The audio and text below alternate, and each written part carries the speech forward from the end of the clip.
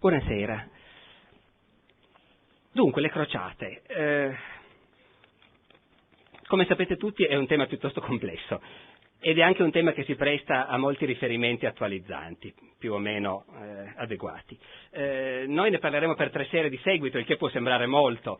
In realtà riusciremo ad abbozzare soltanto alcuni degli aspetti fondamentali dell'argomento e specialmente questa prima sera io, prima di entrare nel vivo, penso che sia necessario tracciare alcune coordinate molto generali di ciò che sono state le crociate, in modo che siamo sicuri che stiamo parlando della stessa cosa. Cosa bisogna sapere delle crociate che tutti abbiamo studiato a scuola, naturalmente, e dunque tutti ci ricordiamo che è un evento del Medioevo, che ce ne sono state parecchie, 5, 7, 9, sfido chiunque a ricordarsi esattamente, ma comunque parecchie, numerate, sono eventi sanguinosi, sono eventi che comportano un forte conflitto tra l'Occidente cristiano e il mondo islamico.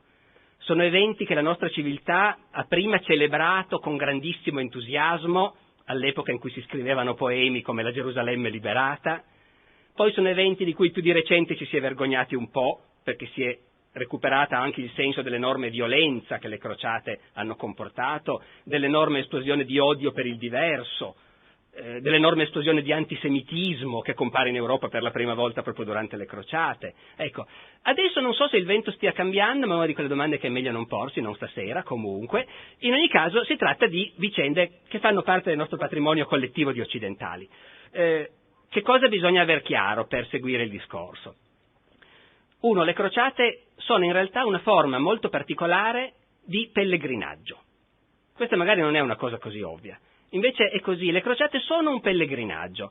Noi dobbiamo pensare a un'epoca in cui i nostri antenati, cristiani d'Europa occidentale, davano al pellegrinaggio un'importanza enorme. Vedo il professor Di Freddi che sorride, anche adesso il pellegrinaggio sul Cammino di Santiago era diventato una cosa importante e la radio lo trasmette.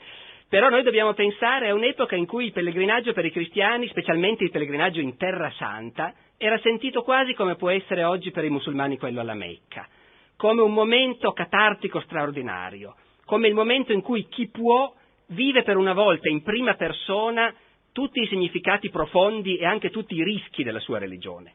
Dico rischi perché ovviamente appunto un conto era andare a pellegrinaggio al santuario più vicino e un conto era andare in pellegrinaggio a Gerusalemme, sul Santo Sepolcro.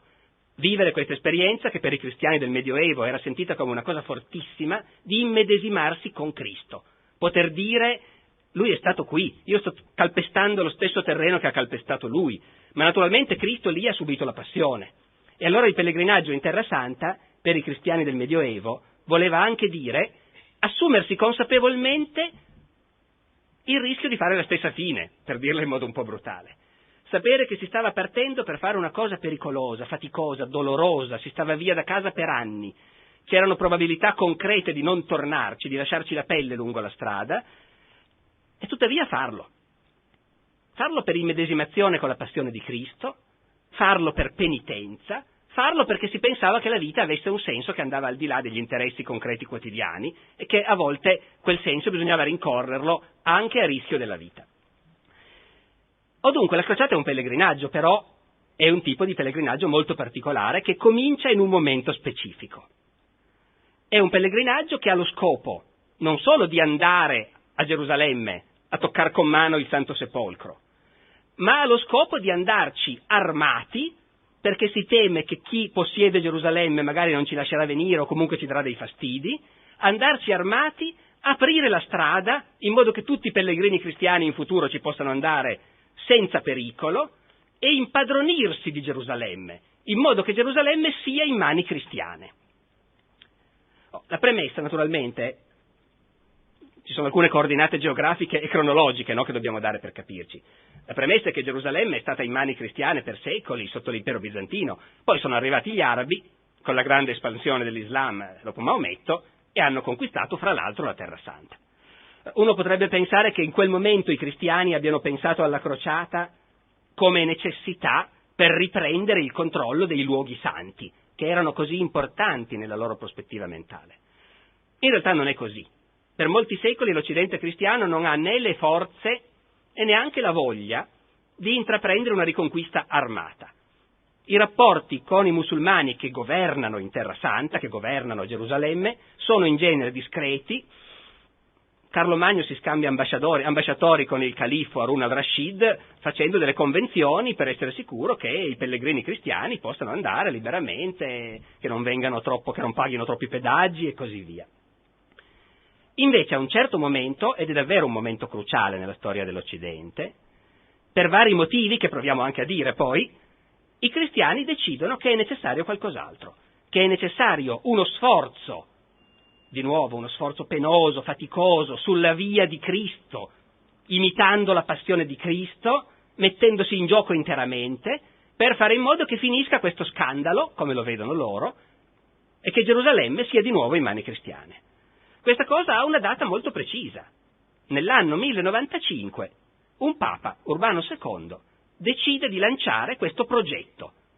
Con tutta l'autorità morale del papato, invita i cristiani, i cattolici, ad andare in Terra Santa, ad andarci in tanti, ad andarci armati, a prendere possesso dei luoghi santi.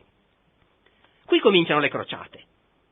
Quindi le crociate sono la vicenda di quei cristiani che hanno accettato l'appello del Papa, che hanno sentito, e la loro mentalità funzionava così, hanno sentito con enorme forza il fascino di questo appello, si sono messi in gioco,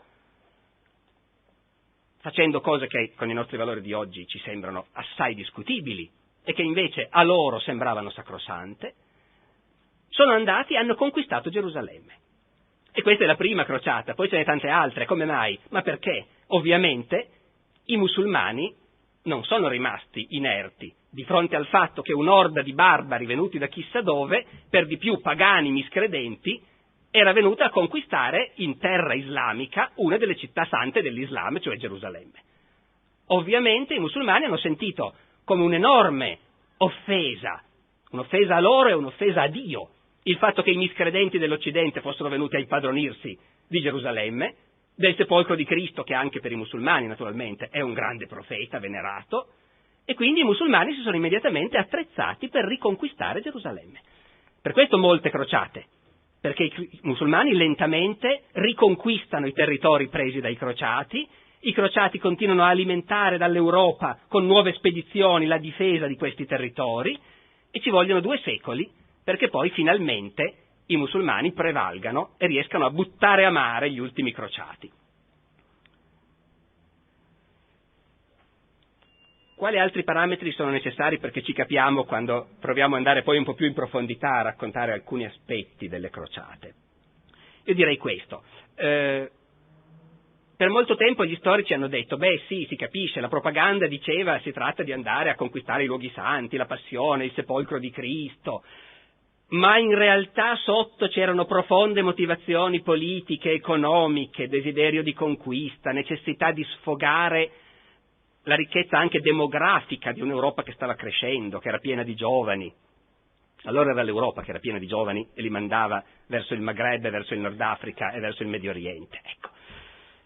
È tutto vero, però diciamo che forse noi oggi siamo anche un po' più attrezzati rispetto a quello che erano gli storici dell'Ottocento, per esempio, per capire che forse un popolo, un'intera cultura, può davvero decidere che il possesso di una città santa è una cosa fondamentale per cui vale la pena di rischiare la vita.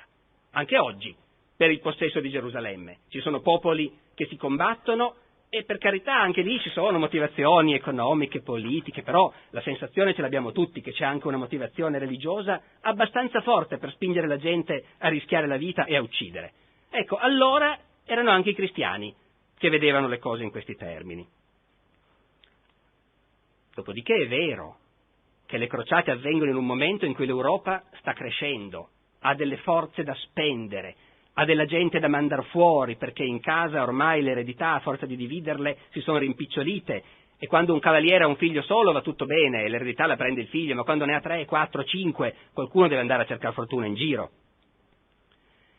E infatti la prima crociata si traduce anche con un'immensa conquista territoriale.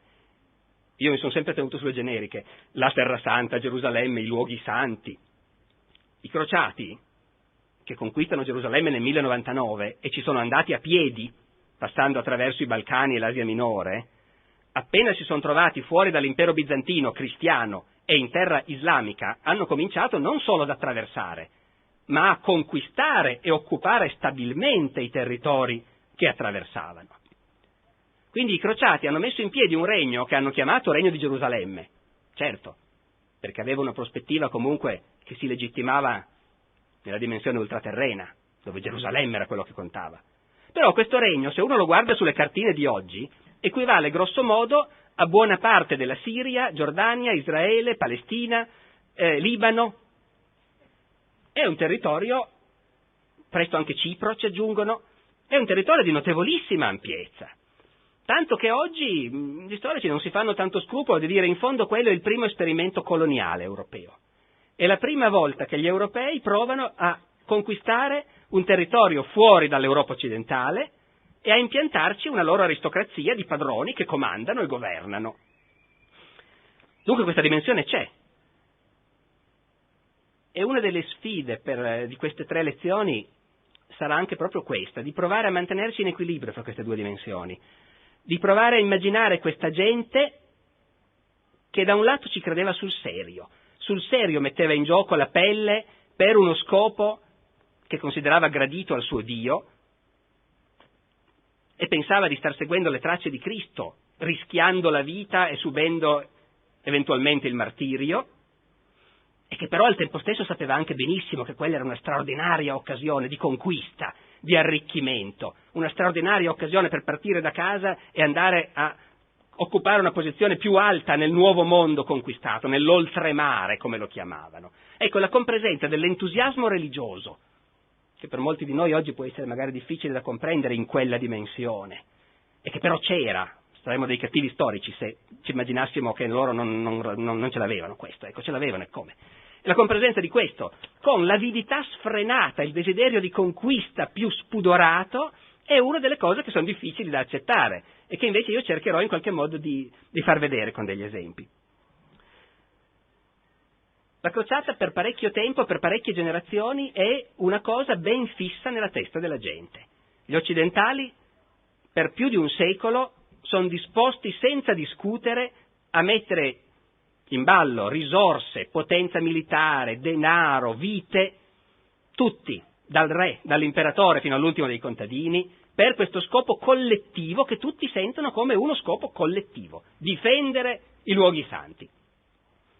E la crociata in questo senso è una cosa onnipervasiva, non sono solo le grandi spedizioni che noi numeriamo, quelle dove partono i re e gli imperatori, la seconda, la terza, la quarta, ma in realtà la gente parte continuamente. Chiunque può decidere di partire e andare a dare una mano in Terra Santa a quelli che la stanno difendendo. Chiunque può decidere, questo è già un po' più comodo, però anche questo costa, di lasciare per testamento dei soldi per pagare dei combattenti che vadano in Terra Santa. È un ideale condiviso e largamente praticato. Poi col tempo, pian piano, ci accorgiamo che la gente a questo ideale comincia a pensarci un po' meno, per tanti motivi.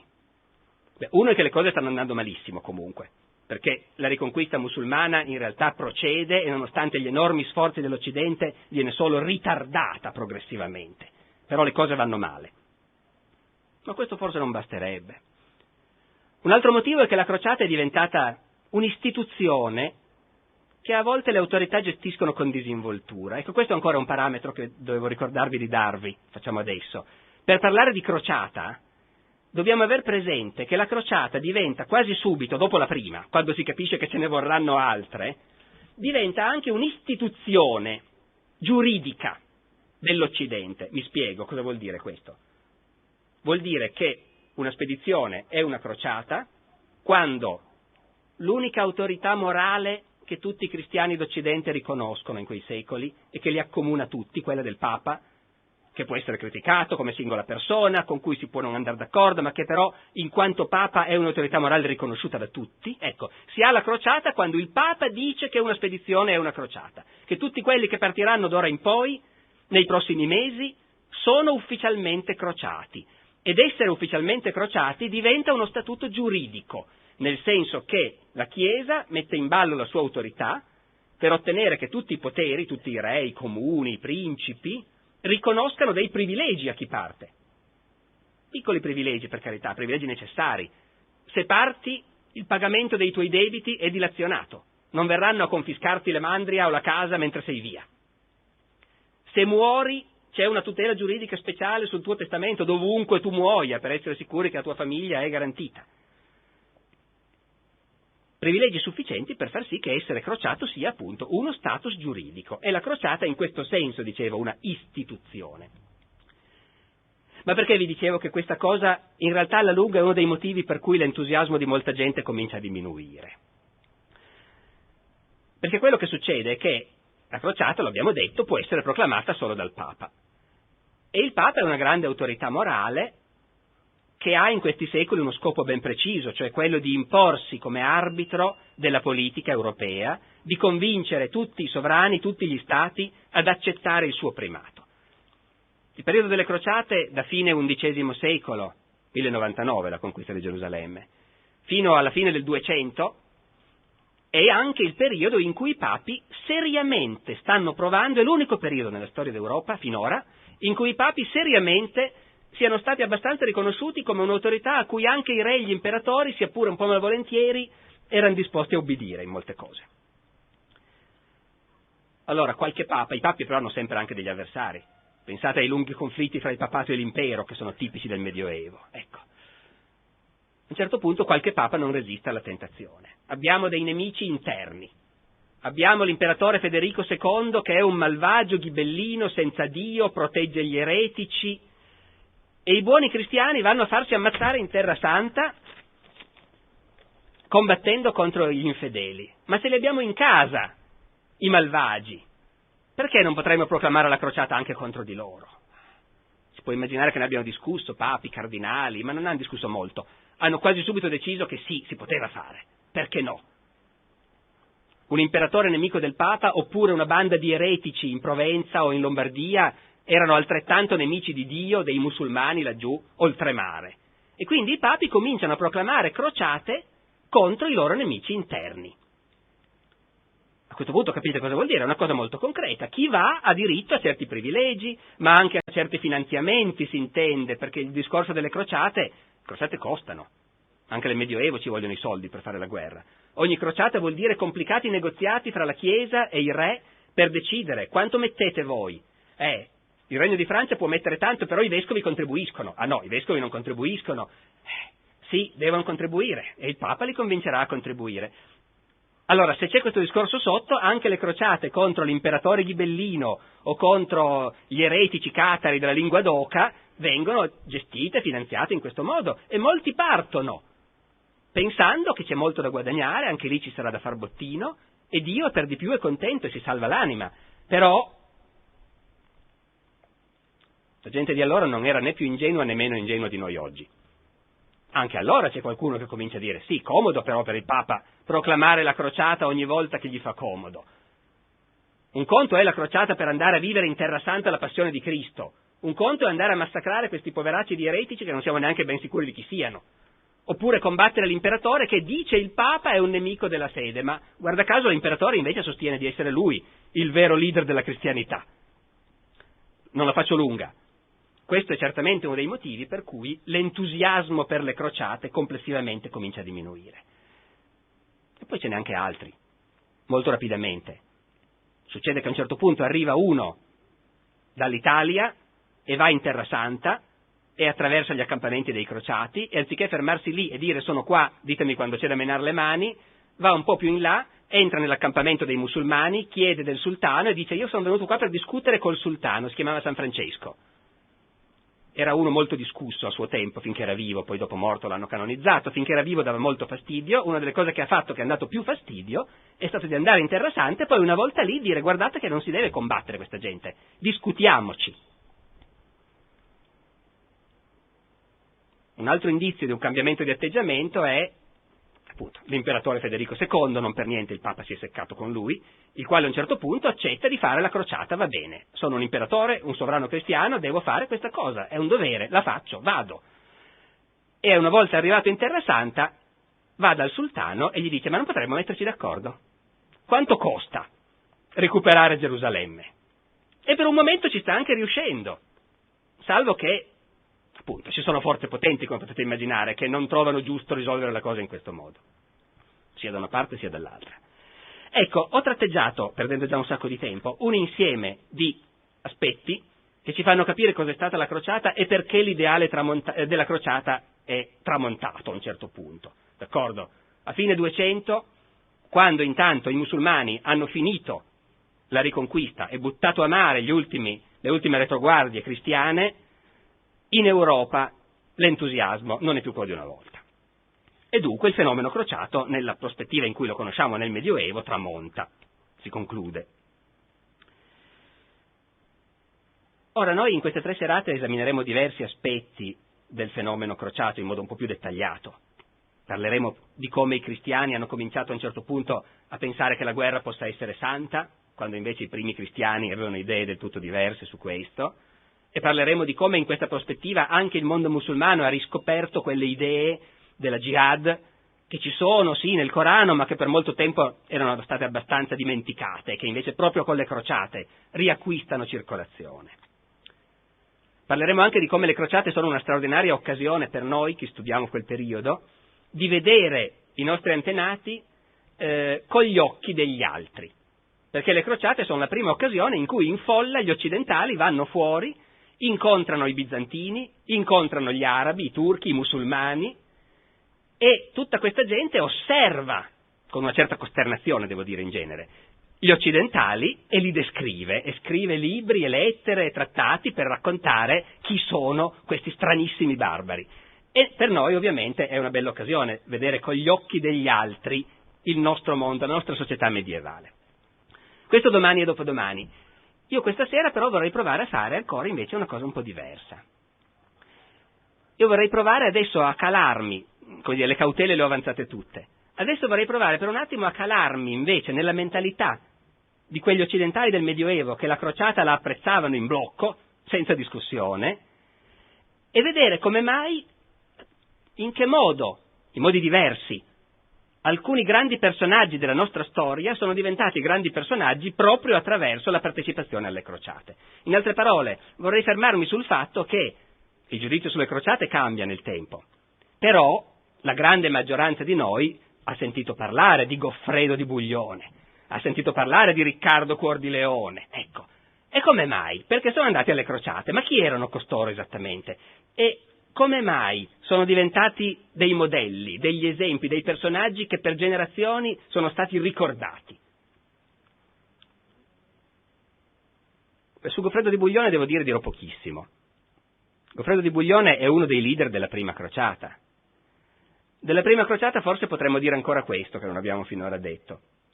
Il Papa Urbano II la lancia in un momento in cui sta puntando decisamente a essere lui, il Papa, il leader dell'Occidente. Questo anche perché quello è il momento, intorno al 1000, i secoli a cavallo dell'anno 1000, è il momento in cui in Occidente lo Stato invece è più debole.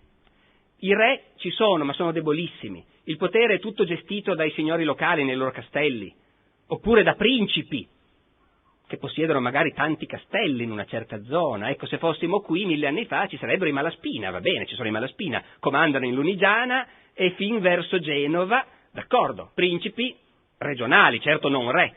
Ecco, in quell'epoca il potere è gestito tutto a quel livello. C'era un sovrano più potente degli altri, l'imperatore, è appena uscito da quel capitolo di storia che tutti ricordiamo, che l'ha un po' traumatizzato, della lotta per le investiture. Ricordate Enrico IV a Canossa, a piedi scalzi, ecco.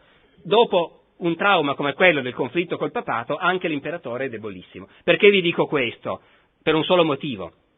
La prima crociata è l'unica a cui non partecipa nessun re, e neanche l'imperatore, perché sono ridotti molto male in quel momento. Non per niente il Papa sceglie proprio quel momento per venire fuori e organizzare lui una grande impresa collettiva di tutta l'Europa cristiana. I re non sono più dei concorrenti, c'è il Papa e ci sono i principi locali che comandano a livello regionale, e sono questi che partono. Il conte di Tolosa, Boemondo d'Altavilla, il normanno, che possedeva un pezzo d'Italia meridionale, altri, molti conti, duchi francesi che possiedono ciascuno una regione, magari la Borgogna, magari la Normandia. Ecco, uno di questi è Goffredo di Buglione, della famiglia dei duchi di Lorena. uno fra i tanti. Di questi tanti noi non sappiamo quasi niente. Non abbiamo, per quell'epoca non abbiamo ancora, che ne so, lettere private, per esempio, di un re. Non abbiamo testimonianze un po' libere di qualcuno che ce li descriva anche nel privato, come avremo più tardi. Io poi vi parlerò di Luigi IX il Santo, per esempio. Luigi IX il Santo abbiamo dei racconti di amici suoi intimi che ci raccontano i dettagli più personali, ma è passato del tempo. Nell'undicesimo secolo, quando parte la prima crociata, roba del genere non c'è. È un'Europa molto arretrata ancora quella. E lo vediamo proprio dalle fonti che ci lascia. Goffredo di Buglione, come tutti gli altri, chi fosse in cuor suo non lo sappiamo. Sappiamo che è diventato famoso perché fra i tanti che sono partiti è quello che poi alla fine, quando hanno conquistato Gerusalemme, erano 3 anni che erano lontani da casa, avevano già rischiato la pelle tutti quanti parecchie volte e adesso ce l'avevano fatta. Avevano conquistato Gerusalemme, cavalcato con i loro cavalli nelle strade della città e nella moschea, con il sangue che arrivava fino alle ginocchia dei cavalli, e adesso si trovavano ad aver conquistato questo immenso paese, immenso dal loro punto di vista, piuttosto grande effettivamente, dalla Turchia fino all'Egitto. E cosa ne facciamo di questo paese? Torniamo a casa adesso, ma nemmeno per idea. Restiamo qua a governarlo, questo nuovo regno che abbiamo conquistato per Dio e per Cristo. Come lo organizziamo? Vi ho appena detto che i re non contavano niente. Chi comandava erano i principi. Proprio per quello decidono di fare un re. In questo modo tutti i capi potranno continuare ciascuno a comandare un pezzo del territorio, ma ci sarà un primus inter pares che conterà molto poco, che però avrà quella sacralità che i re hanno, perché il re è una figura consacrata. Noi non sappiamo niente di come l'hanno scelto, possiamo solo immaginare le discussioni. Non sappiamo se hanno scelto il più coraggioso, che è la versione ufficiale, o quello che dava meno fastidio di tutti, o quello che stava già un po' male di salute e infatti poi è morto quasi subito. Non ne sappiamo niente. Però scelgono Goffredo di Buglione, che quindi è il primo re di Gerusalemme, l'anno dopo muore. Basta evidentemente, è il primo re di Gerusalemme. Poi vabbè, il Tasso qualche secolo dopo dà una mano per costruire evidentemente un mito che rimane radicato nel nostro immaginario. Però Goffredo di Buglione è questo, io con tutta la buona volontà di più non vi potrei dire, è un po' poco come vedete. Vi vorrei parlare un po' più a lungo di un altro esempio invece di eroe che attraversa il periodo, che emerge dal periodo delle crociate. Ho citato prima Riccardo Cuor di Leone, lo lascerei per dopo. Vorrei fermarmi di più su un altro re che magari è un pochino meno conosciuto, però anche lui lo abbiamo sentito, Luigi IX di Francia, Luigi il Santo, San Luigi dei francesi, il re santo del 200 francese. Luigi IX è un personaggio straordinario che incarna in pieno l'ideale della crociata, in un momento in cui intorno a lui c'è già qualcuno che comincia a non crederci più tanto. È il personaggio non di uno che non ha niente da perdere, ma di uno che ha un regno da perdere e decide di metterlo in gioco per andare a Gerusalemme. Ed è, grande fortuna per chi fa il mio mestiere, il protagonista di molti racconti, narrazioni storiche. È un personaggio che ha lasciato un grande impatto su chi l'ha conosciuto. Si sapeva benissimo che era un santo. A volte faceva un po' perdere la pazienza proprio per questo, ma era uno diverso dagli altri. Chi l'ha conosciuto si è messo subito a scrivere. Io l'ho conosciuto, è successo questo e quest'altro, l'ho visto, seduto per terra che rendeva giustizia, gli ho parlato, gli ho raccontato questa cosa e lui si è messo a ridere. Abbiamo molti scritti di questo tipo su Luigi il Santo che ci permettono di costruire l'immagine di quello che è stato considerato da tutti i suoi contemporanei l'esempio massimo di eroe della crociata. Chi era Luigi? Luigi è uno che vive la crociata molto chiaramente nel senso di un pellegrinaggio penitenziale. Bisogna andare a conquistare Gerusalemme, è un obbligo, bisogna farlo e più soffriamo, più rischiamo la vita nel farlo, anche se non vorremmo, perché non è un matto che sia disposto a farsi ammazzare per il martirio, tutt'altro. In una situazione pericolosa in Terra Santa uno va a dirgli ma forse faremmo meglio a metterci al sicuro, non siamo mica venuti qua per farci ammazzare tutti, e Luigi lo guarda e gli fa guarda che non c'è nessuno che ama la vita più di me. Però per un re cristiano è un dovere. Sia chiaro, io sto cercando di esprimere il pathos con cui loro vivevano queste cose, Noi poi possiamo dire atteggiamenti molto lontani dai nostri, però di cui credo dobbiamo condividere con i nostri antenati il senso che si trattava di cose grosse, importanti per loro. Luigi dunque è uno che vive la crociata come un momento di sofferenza, di umiliazione, di penitenza.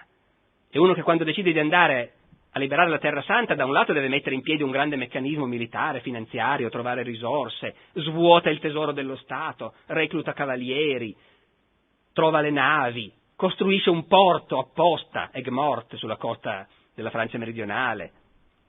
Però al tempo stesso va poi a imbarcarsi, attraversando il suo regno di Francia, a piedi, spesso facendo scalzo il tratto da una chiesa a un santuario, e comunque a piedi, vestito da pellegrino, col bastone, la bisaccia, niente abiti sontuosi, eccetera. E la gente è lì che lo guarda stupefatta, perché appunto, come vi dicevo, ormai c'è già qualcuno che non ci crede più così tanto, e vedere un re che invece ci crede fino a questo punto, ecco, convince tutti che è un santo. È lì che cominciano tutti a dire: non è mica una persona normale quello lì. C'è un racconto di un frate italiano che si chiama Salimbene, da Parma, cronista molto divertente di allora, un francescano, che era in Francia in un convento a Sens, dove si teneva il capitolo generale dell'ordine francescano, e il re passa di lì durante il suo viaggio per andare a imbarcarsi per la crociata. E Salimbene racconta, si sapeva che doveva arrivare il tale mattino, voleva parlare ai frati, quindi tutti gli sono andati incontro.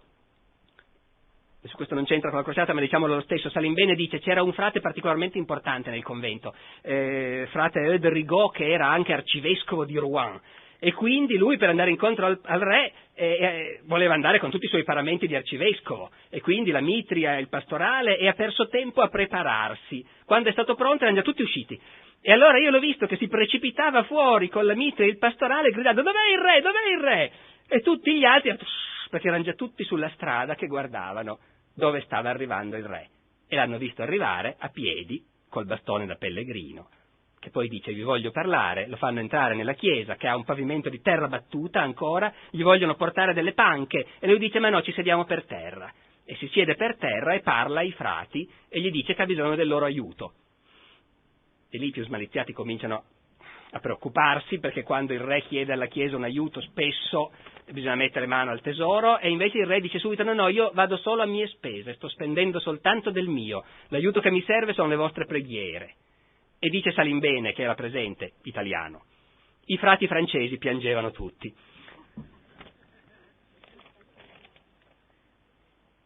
Luigi è uno che ha fatto voto di andare in crociata, ci è andato 2 volte, la prima volta ha rischiato di lasciarci la pelle, e c'è morta un'infinità di gente. La seconda volta ci ha lasciato la pelle sul serio. La prima volta era ancora giovane, ha fatto voto di andare in crociata perché era stato molto malato e durante la malattia aveva avuto delle visioni. E quando si riprende dalla malattia dice: io ho fatto voto di andare, di prendere la croce e di andare a liberare il sepolcro. Nel frattempo i musulmani l'hanno già riconquistato, il Santo Sepolcro, quindi si tratta di nuovo di liberarlo. Ho fatto questo voto, e dice, com'è che dice? È una frase molto bella, dice: il mio spirito, sta pensando alle visioni che ha avuto, al delirio, è stato in punto di morte, il mio spirito è stato a lungo al di là del mare, e ora questo mio corpo se ne andrà laggiù. Dopodiché sua madre e il vescovo di Parigi cercano di convincerlo che, siccome l'ha fatto nel delirio, il voto non è buono e non c'è bisogno che vada. E lui, che si è già fatto cucire sull'abito la croce, che era il simbolo dei crociati, si chiamano così perché si fanno cucire sull'abito la croce, lui si strappa dal vestito la croce, la dà al vescovo e gli dice: adesso ridammela, che voglio che tutti vedano che sono sano di mente nel momento in cui la prendo. Va? Non va in Terra Santa, va in Egitto, perché hanno fatto il calcolo strategico che conquistando l'Egitto si riesce a interrompere i collegamenti interni al mondo musulmano, e dopo Gerusalemme cadrà da sola. In realtà in Egitto sbarcano, hanno però delle grandissime difficoltà, alla fine vengono sbaragliati. Molti morti, il re viene catturato, deve pagare un grosso riscatto, dopo, quando i musulmani liberano i prigionieri, bisogna tornare indietro, è complicatissimo, ci vogliono anni, è un'esperienza tragica, tra malattie, epidemie, il re la vive in pieno con tutto il suo corpo, c'è la dissenteria nell'accampamento, il re soffre di dissenteria come tutti gli altri, sviene spesso, ha una dissenteria tale che, dice il cronista, a un certo punto hanno dovuto tagliargli il fondo delle braghe per facilitare le cose. e gli dicono ma vai su una delle galere, vai sulle navi dove puoi essere al sicuro almeno, e lui dice no, il mio popolo è qui, sono qui, stanno morendo qui, resto qui anch'io, per capire il tipo sempre. A un certo punto ci sono dei cadaveri insepolti di cristiani che sono stati uccisi in combattimento, nessuno li ha seppelliti, il re va e dice li seppellisco io. Chiama i suoi amici e dice andiamo a seppellire quei martiri, loro hanno sofferto la morte, noi possiamo anche sopportare il fastidio di seppellire i loro corpi e non abbiate ripugnanza per questi corpi perché sono martiri in paradiso. Un santo, infatti tutti intorno a lui sono sbalorditi. Sia ben chiaro, non sto descrivendo il comportamento normale di tutti i crociati, sto descrivendo un comportamento che incarna in pieno gli ideali crociati, ma che i suoi stessi contemporanei giudicano qualcosa di abbastanza sbalorditivo. E però è un uomo complicato, con sfumature. A un certo punto nell'accampamento passano dei pellegrini armeni, cristiani d'Oriente, che stanno andando a Gerusalemme. Che stanno andando con un salvacondotto del sultano, il quale, se la gente arriva pacifica, la lascia andare a Gerusalemme. Sono solo quelli che arrivano armati che vengono combattuti e in genere sconfitti.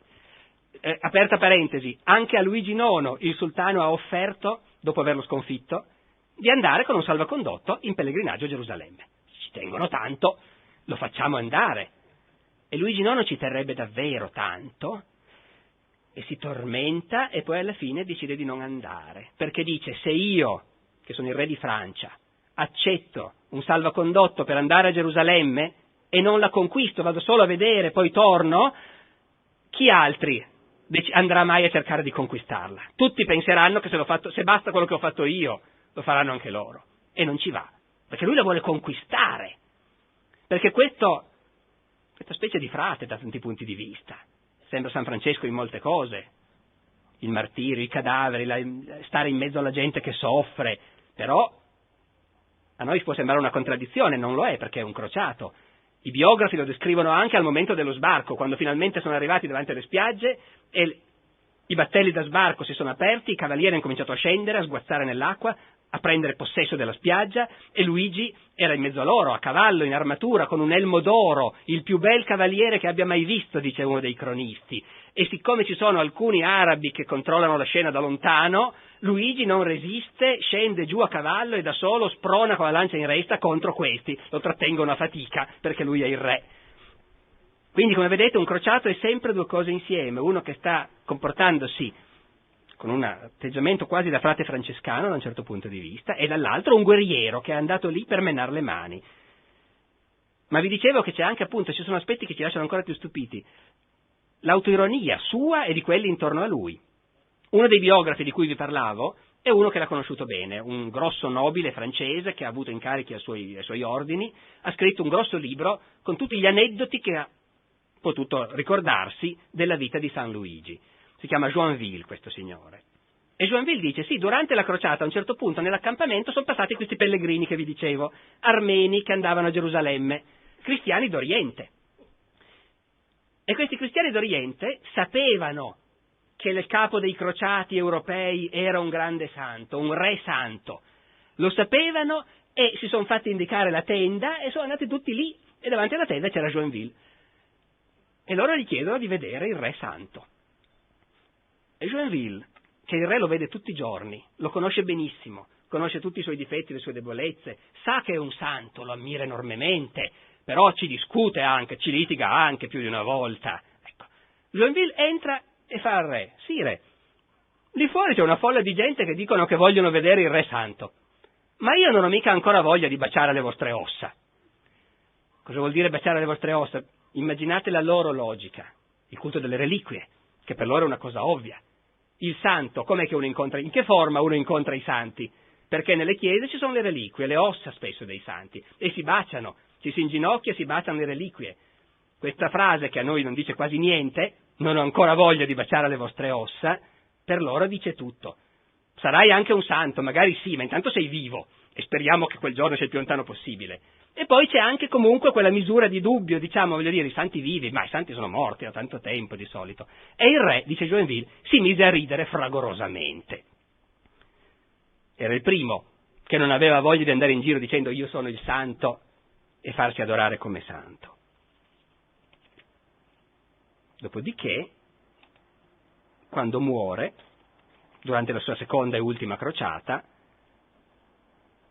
dove molti non hanno più voluto accompagnarlo, perché intanto sono passati ancora altri anni, ormai siamo nel 1270, l'ideale crociato davvero ormai non attira più molta gente, molti che sono andati con lui la prima volta e hanno visto com'è finita non hanno più voglia di accompagnarlo, anzi quando fa sapere che vuole partire nel Regno di Francia si diffonde una certa costernazione all'idea, lui parte lo stesso, va, lo stesso Joinville non ci va, poi lo scrive nel libro, sì, sono un po' pentito, avrei dovuto andare, ma come si fa, insomma, quello era un santo e lui c'è andato, si ammala, delirio, morte, prima di morire nel delirio dice dobbiamo mandare dei predicatori per convertirli, conosco dei predicatori così bravi, dobbiamo mandare quelli per convertirli, e uno non sa se sta soltanto delirando o se forse l'esempio di San Francesco, che ormai è passato tanto tempo, comincia a funzionare anche a quel livello. Ecco, qui siamo veramente alla fine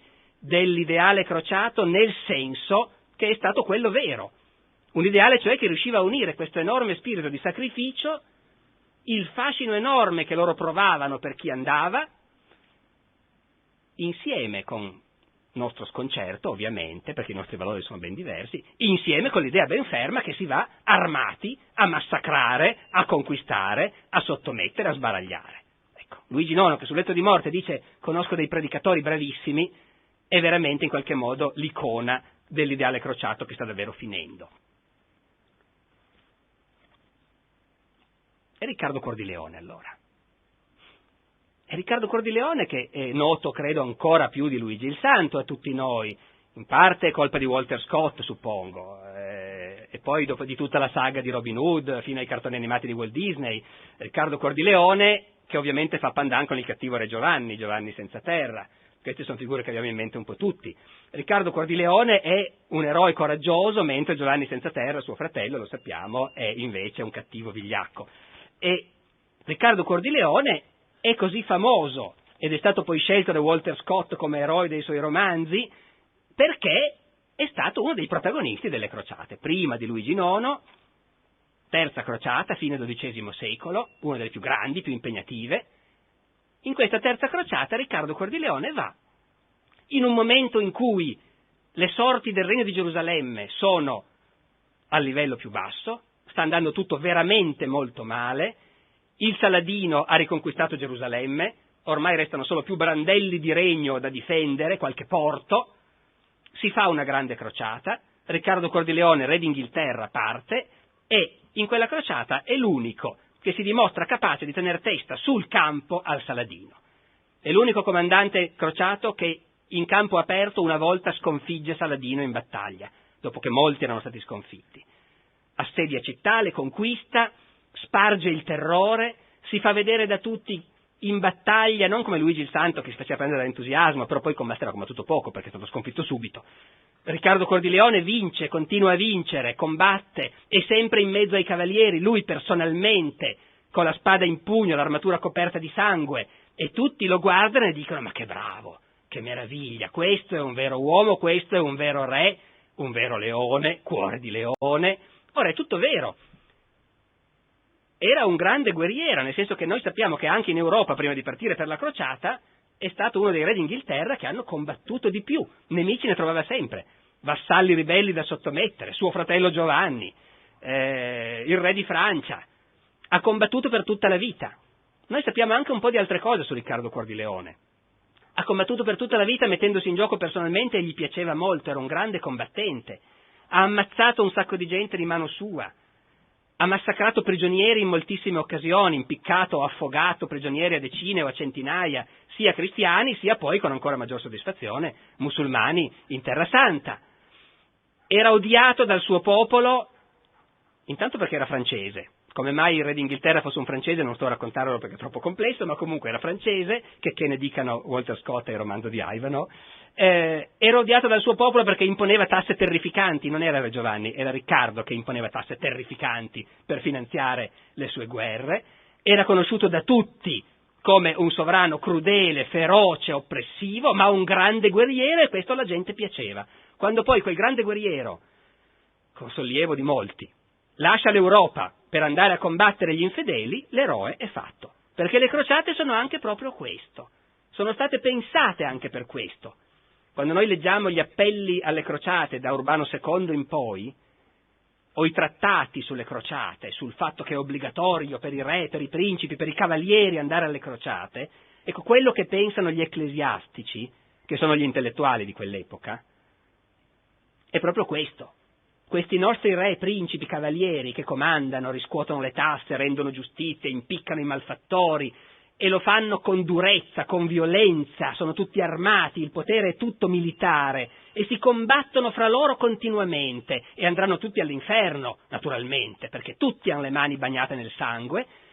E se questa loro violenza, pensano i chierici, che sono gli intellettuali del Medioevo, se questa violenza dei potenti e dei ricchi noi riuscissimo a convogliarla verso un fine buono, se li potessimo mandare in Terra Santa a combattere i nemici di Dio, a difendere la cristianità laggiù, questo è la crociata anche. E quindi va benissimo, chi in patria si è macchiato le mani di sangue e andrebbe all'inferno, quando fa la stessa cosa oltremare, invece, è un eroe. E Riccardo Cuor di Leone rimane uno dei grandi eroi dell'Occidente, dell'Europa, nonostante tutte quelle cose che abbiamo detto. Perché è un grande eroe? Perché faceva una paura terribile ai musulmani. Gli aneddoti che corrono nella letteratura medievale su Riccardo Cuor di Leone sono di questo tipo. Molti scrittori lo raccontano. I saraceni avevano così paura di re Riccardo che le mamme musulmane, per far star buoni i loro bambini che piangevano, gli dicevano: guarda che viene re Riccardo.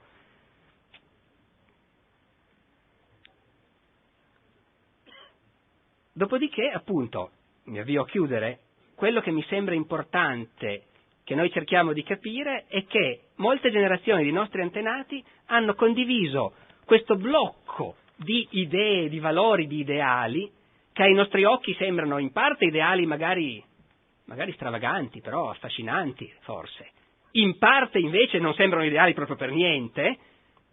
Per loro non era una contraddizione. Per molto tempo, prima di cominciare a stancarsi e a non crederci più, gli occidentali hanno creduto che fosse giusto cercare il martirio, che fosse giusto seguire Cristo sulle tracce della passione, soffrire, rischiare la morte, uccidendo per strappare ai nemici di Dio qualcosa che era considerato così prezioso, i luoghi santi, il sepolcro. Sapendo perfettamente che se nel fare questo ci si arricchiva, si conquistavano nuove terre, nuovi imperi, si diventava re, principi, questo non era una contraddizione, anzi era il giusto premio. E quindi è ancora più eroe chi è andato ed è riuscito anche a diventare re, come Goffredo di Buglione. E vorrei chiudere evocando una situazione specifica, quella di una famiglia di principi, questi principi territoriali che vi ho ricordato così spesso, che sono quelli che più di tutti si sono avvantaggiati di queste straordinarie occasioni di salvarsi l'anima e al tempo stesso vivere una grande avventura con prospettive mirabolanti di successo. All'epoca di Riccardo Cuor di Leone, che è anche l'epoca di Federico Barbarossa, della battaglia di Legnano, della Lega Lombarda, in Italia c'era, fra gli altri, un lignaggio di principi, erano i marchesi di Monferrato, dalle mie parti in Piemonte. Erano di quelli che avevano molto da perdere con la crescita dei comuni cittadini e con la sconfitta dell'imperatore, perché se crescono i comuni c'è meno spazio per i principi, per il mondo rurale, per i nobili delle campagne. Proprio negli anni di Legnano, il marchese di Monferrato, Guglielmo il Vecchio, che ha 4 figli maschi, che sarebbero già troppi comunque anche se le cose andassero bene, e che invece fa molta fatica a immaginare un futuro per loro in un mondo in cui appunto l'imperatore è stato sconfitto e le città trionfano, comincia a pensare che per uno del suo rango c'è una via d'uscita. E questa via d'uscita è offerta dall'oltremare.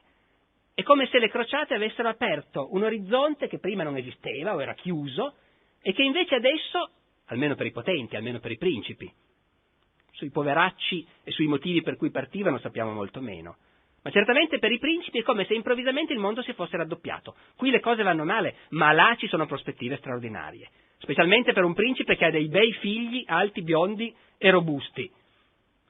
Cosa succedeva in quel momento nel regno di Gerusalemme? Il Saladino stava appunto cominciando la sua riconquista. L'orizzonte si stava già abbastanza oscurando. ed era tanto più oscuro in quanto il re di Gerusalemme, successore di Goffredo di Buglione, era un ragazzino di 15 anni, malato di lebbra, Baldovino IV, re di Gerusalemme, malato di lebbra, cioè di una malattia che all'epoca non si sapeva curare e che si temeva fosse molto peggio di quello che è in realtà, si credeva una malattia terribilmente contagiosa, cosa che invece pare non sia, ma certamente si aveva un orrore profondo della lebbra e in ogni caso non si guariva. Eppure lui era il re, la corona era capitata a lui per diritto ereditario, anche se era chiaro che entro pochi anni sarebbe rimasto paralizzato e cieco e poi sarebbe morto. E certamente non era pensabile che si trovasse una ragazza nobile che si potesse accoppiare con lui per dargli un erede. Ma il re aveva 2 sorelle e dunque era evidente a tutti che i mariti di quelle sorelle avrebbero potuto candidarsi per governare il regno di Gerusalemme. E naturalmente i baroni del regno erano tutti in fila a vedere chi avrebbe prevalso e sarebbe riuscito a strappare la mano di una di queste principesse. Ma Baldovino IV, che a 15 anni, il giovane re lebbroso, pare che fosse un tipo molto in gamba, da quel poco che sappiamo di lui, non si fida dei baroni del regno, preferisce un marito per una delle sue sorelle che venga da fuori e che possa garantire appoggi, conoscenze, alleanze sul continente. Senza quelle il regno di Gerusalemme non ce la farebbe a tirare avanti. Morale, si mettono d'accordo. Il marchese di Monferrato Guglielmo manda suo figlio, che si chiama Guglielmo come lui, soprannominato Lunga Spada, a sposare Sibilla, la sorella del re lebbroso. Il giovane Guglielmo arriva, i cronisti lo descrivono, molto bello, alto e biondo, i cavalieri medievali sono tutti alti e biondi perché questo era il loro ideale, è anche vero che i marchesi di Monferrato erano mezzi tedeschi per matrimonio, piace molto, sposa la ragazza, la mette subito incinta, intanto banchetta, beve molto, dicono i cronisti, ma questo è normale perché un uomo deve dimostrare che è un uomo, poi comincia a deperire, si ammala, in 3 mesi muore. Naturalmente i baroni d'oltremare cominciano tutti a guardarsi in faccia per vedere chi è che ha tirato fuori il veleno dagli stipetti segreti, ma non si scopre mai niente. Del resto molti di questi giovani biondi che arrivano dall'Europa in quei climi muoiono all'improvviso appena arrivati, ci sono abituati. Ora la ragazza è incinta, nascerà quindi un erede, infatti sarà Baldovino V di Monferrato, re di Gerusalemme, ma deve ancora nascere.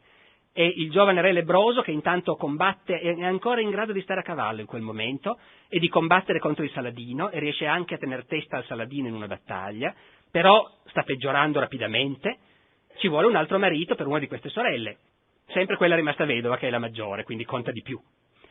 E stavolta arriva un altro pretendente europeo, Guido di Lusignano, dalla Francia, e la sposa. Anche Guido di Lusignano viene da fuori, quindi i baroni del posto non sono per niente contenti, ma non riescono a avvelenarlo comunque. Guido di Lusignano deve far vedere che lui è un vero uomo, naturalmente. Perciò decide di andare a affrontare il Saladino e fermare questa riconquista progressiva che sta strangolando il regno. Raduna l'esercito, tutti i membri dell'ordine dei Templari, dell'ordine degli Ospedale, tutti i baroni con i loro cavalieri, i loro vassalli, parte per andare a affrontare il Saladino, che è stato segnalato da qualche parte in Galilea, attraversano la Galilea, piena estate, zona arida, stanno per arrivare al lago di Tiberiade, quello dove Gesù camminò sulle acque, dove finalmente ci sarà da bere. Prima che arrivino, il Saladino li attacca e li circonda senza acqua. Rimangono lì. Il giorno dopo si arrendono tutti quanti. Saladino fa tagliare la testa a quelli che in passato gli avevano fatto qualche sgarbo e a quelli che gli stavano più antipatici, come i Templari, che considerava dei fanatici. Con gli altri negozia un riscatto. Fra gli altri c'è anche Guglielmo di Monferrato, il vecchio, il nonno del bambino che sta per nascere, o che intanto è nato forse in questi mesi, è venuto a prendersi cura dell'eredità evidentemente. Lui rimane prigioniero per un po', nessuno paga un riscatto per lui. Comunque molti vengono liberati.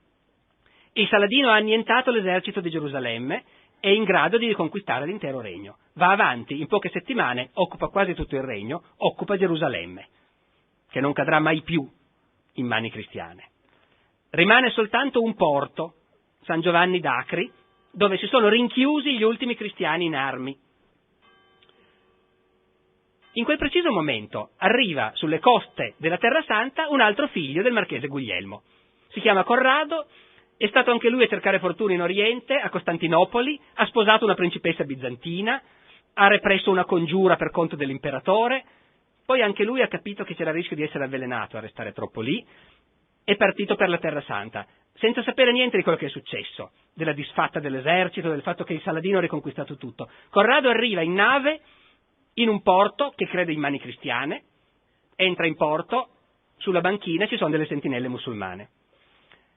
Allora c'è questo dialogo che per noi è sbalorditivo e che invece i cronisti raccontano come una cosa del tutto ovvia.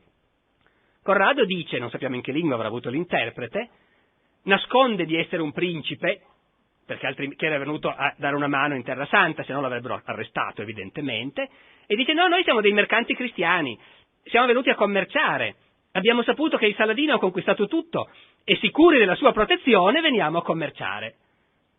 E le guardie non fanno una piega, la cosa è assolutamente normalissima, i mercanti vanno e commerciano e fanno affari comunque, sempre, e nessuno li disturba. Per cui riprendono il mare, filano, vanno a sbarcare nell'unica città che intanto si sono informati è ancora in mano cristiane, San Giovanni d'Acri. E lì ovviamente l'arrivo di Corrado di Monferrato, che è un combattente già conosciuto, un cavaliere noto, viene accolto con entusiasmo. Lui si assume il compito di difendere la città, raduna le poche forze disponibili, difende la città, il Saladino arriva, la assedia, non riesce a prenderla. Saladino alla fine prova a convincere Corrado ad arrendersi, tira fuori suo padre, il vecchio marchese Guglielmo, che è ancora prigioniero, e gli dice guarda che se non mi cedi la città condanno a morte tuo padre. E Corrado dà una di quelle risposte che poi naturalmente in tutti i mercati dell'Occidente vengono raccontate per generazioni e che suscitano l'entusiasmo. Dice ma ha già vissuto molto a lungo mio padre. Saladino a questo punto trova che veramente questa gente è libera il marchese lo stesso e lascia perdere. Finalmente Saladino ha il colpo di genio, trova il modo di liberarsi di Corrado, che nel frattempo ha compiuto altre imprese, ha distrutto l'unica flotta egiziana che faticosamente Saladino è riuscito a costituire, ma Corrado ha le galee genovesi e pisane e quindi sbaraglia le navi musulmane. Saladino non ne può più, ma poi ha il colpo di genio. Lui ha ancora fra le mani il re Guido di Lusignano, quello che ha sposato Sibilla e che ha portato l'esercito al disastro e che è odiato da tutti. Lo libera gratis. Guido di Lusignano va a bussare alle porte di Tiro e dice io sono il re, adesso Corrado mi cedi il potere. E Corrado naturalmente ancora una volta dagli spalti rifiuta, gli dice tu hai portato l'esercito alla rovina, ti sei giocato la corona, non hai più nessun diritto, perciò. Dopodiché però intanto si formano i partiti, ci sono quelli che vorrebbero che effettivamente tornasse Guido, ci sono quelli che vogliono Corrado. Dall'Europa i veri re, un po' stufi di questi fantocci in Terra Santa, decidono che è ora di intervenire. Parte Riccardo Cordileone, per esempio, e partono altri re. Arrivano, combattono per un po', Riccardo Cordileone guadagna grandi vittorie, inutili, non riescono a riconquistare Gerusalemme, finalmente si stufano e se ne vanno via tutti. Corrado è rimasto, è l'unico che è rimasto. I baroni alla fine si radunano e decidono che lui è l'unico che è degno di essere re di Gerusalemme, aspettando che suo nipotino, il bambino Baldovino, diventi grande. C'è l'accordo di tutti perché Corrado sia incoronato re di Gerusalemme. Il giorno dopo pranzo, Corrado esce in strada, 2 assassini lo affrontano, lo accoltellano, lo lasciano morto per terra e non diventerà mai re di Gerusalemme. Ora, perché vi racconto questa storia? Perché secondo me noi dobbiamo anche, prima di fare cose che in qualche modo secondo me parleranno di più ai nostri problemi di oggi, come discutere sul concetto di guerra santa o di jihad, prima di fare questo noi dobbiamo però avere un po' l'idea di quali erano invece le idee, le fantasie, le immagini che i nostri antenati di allora avevano in mente. E loro avevano in mente questo. Quando loro parlavano di crociate, pensavano certo alla salvezza dell'anima, alla passione di Cristo, all'ideale, al sogno di andare a toccare con le proprie mani il Santo Sepolcro, e al tempo stesso pensavano a questo mondo dove potevano capitare queste cose, dove uno poteva partire e diventare re. Un altro fratello di Corrado, Bonifacio, ma non ve la racconto perché è troppo lunga, diventerà addirittura imperatore di Costantinopoli, dopo essere partito per una crociata. e i suoi seguaci saranno da un lato un po' pentiti, perché Costantinopoli non era proprio l'obiettivo della crociata, a dire il vero, era un impero cristiano, loro l'hanno conquistato, però non resistono, le canzoni dei loro trovatori sono piene di entusiasmo per l'impero che abbiamo conquistato e siamo diventati tutti re e principi. Ecco, questa immensa avidità, che però appunto si traduce in uno sforzo, in un desiderio di conquistare, di prendere, di arraffare, di massacrare, mettendosi in gioco però fisicamente, rischiando la pelle, e sicuri che si sta facendo una cosa benedetta da Dio. Questo è, credo, l'essenza del fenomeno delle crociate, e insomma, qualcosa che credo per noi può essere molto lontano, ma il mestiere mio è proprio quello di cercare di raccontare e di capire un po' anche ciò che i nostri antenati avevano di molto diverso da ciò che siamo noi oggi. Ecco, grazie.